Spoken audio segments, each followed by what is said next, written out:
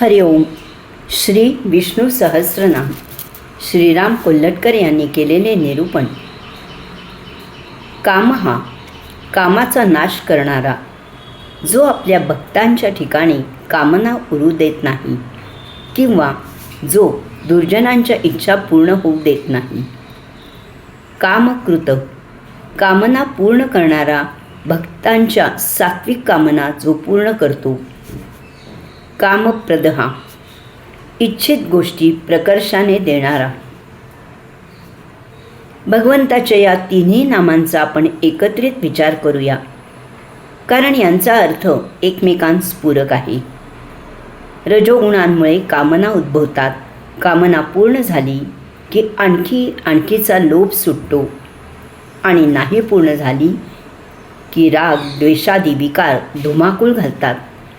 म्हणून वैराग्यरूपी शस्त्राने काम क्रोधांचा नाश कर, असे भगवंत अर्जुनास 3ऱ्या अध्यायात सांगतात.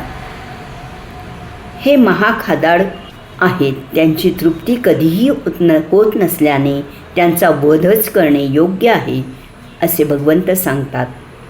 मानवी जीवनात भगवंत प्राप्तीस फक्त कामना या सदरात मोडत नाही. अन्य कोणतीही इच्छा ही कामना या सदरातच मोडते.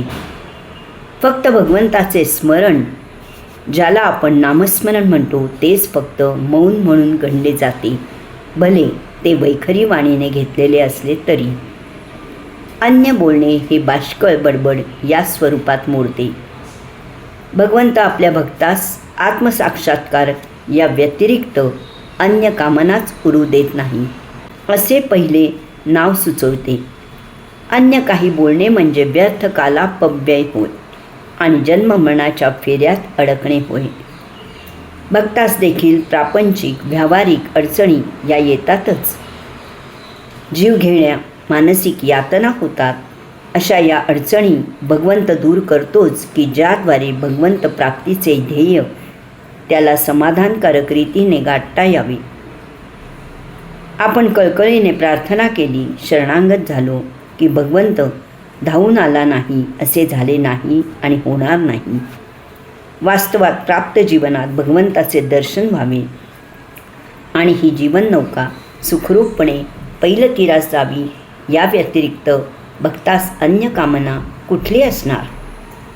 त्यामुळे या तीनही नामांचा आपण साकल्याने विचार केला तर भगवंत आपल्या भक्तांच्या इच्छेचे स्मरण करतो, नष्ट करतो, साधनेस अनुकूल अशी परिस्थिती निर्माण करतो आणि अंतकालीसुद्धा त्याचेच स्मरण व्हावे याची व्यवस्था करतो.